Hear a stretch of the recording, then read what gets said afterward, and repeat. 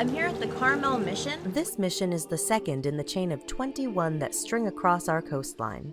It was founded in June 1770 on the shores of Monterey Bay, but was relocated just over a year later to Carmel at the mouth of a river where fresh water was more abundant.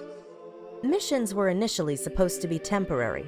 Theoretically, they figured it would take about 10 years to do what they called civilize the so-called savage native population. Then they'd hand over the land to the newly civilized and colonized natives and be on their way.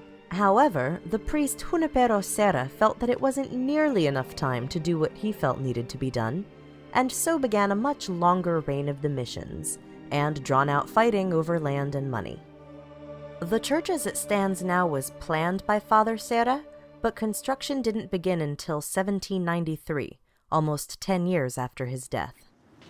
Behind me here is the main church. It is still operable and they still have church services.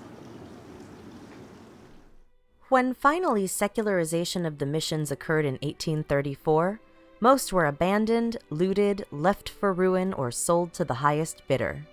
Junipero Serra both lived and died at this mission, but during the time of ruination, the location of the grave became lost.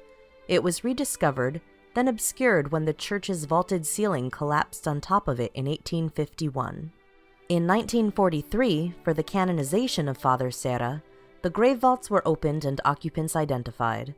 They then put his remains in a modern casket, but the relics of the original redwood coffin remain here in this reliquary near the altar of the church. This whole thing fell into disrepair and then was painstakingly rebuilt by Sir Harry Downie. Harry Downie had been a cabinet maker in San Francisco when he was brought by Father Michael O'Connell to Carmel in 1931. He spent the rest of his life, about 50 years, restoring this mission and is buried here in the cemetery. Downie's workspace here at the mission has been preserved as a little museum. He'd always had an interest in missions, as you can see by this model that he made of the facade of the church when he was only 12 years old. I'm standing here where Junipero Serra erected the mission cross in 1771. The missions were not only a religious presence, but also doled out practical advice about a range of things from agriculture and medicine to architecture and geography. This mission housed the first library in California. It was made up of well-worn and handed-down books from other missions and colleges, and in 1778 there were about 30 books, which grew to about 400 by 1834. The books were dispersed around the Monterey area after secularization, but 229 books from the original collection were returned in 1949 when they were rebuilding.